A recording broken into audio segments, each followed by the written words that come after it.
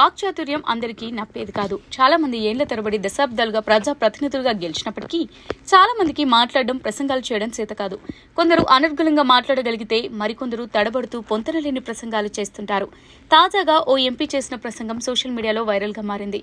21 ఏళ్ల హనా రౌహోతి Maipi Clark అనే మావోరి అని అంతరించిపోతున్న తెగకు చెందిన యువతి 170 ఏళ్ల న్యూజిలాండ్ చరిత్రలో అత్యంత పిన్న వయసులో ఎంపీగా గెలిచి పార్లమెంట్లో అడుగుపెట్టింది.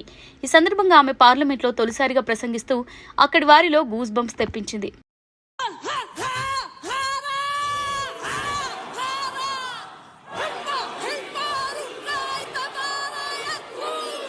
నేను మీకోసం చనిపోవడానికి రెడీగా ఉన్నాను, మీకోసం జీవించేందుకు సిద్ధంగా ఉన్నానని ఉద్వేగభరితంగా ప్రసంగించింది. ఆక్లాండ్, హామిల్టన్ మధ్య ఉన్న చిన్న పట్టణమైన హంట్లీ మైపీ క్లార్క్ స్వస్థలం. అక్కడ ఆమె ఒక కమ్యూనిటీ గార్డెన్ను నడుపుతూ పిల్లలకు తోట పని గురించి అవగాహన కల్పిస్తున్నారు. అయితే ఆమె మాట్లాడుతూ నన్ను నేను రాజకీయ నాయకురాలిగా చూడడం లేదని, మావోరి భాషా సంరక్షకురాలిగా చూసుకుంటున్నానన్నారు. రాబోయే తరానికి భాషా సంపదను అందించాల్సిన అవసరం తనపై ఉందన్నారు మైపీ.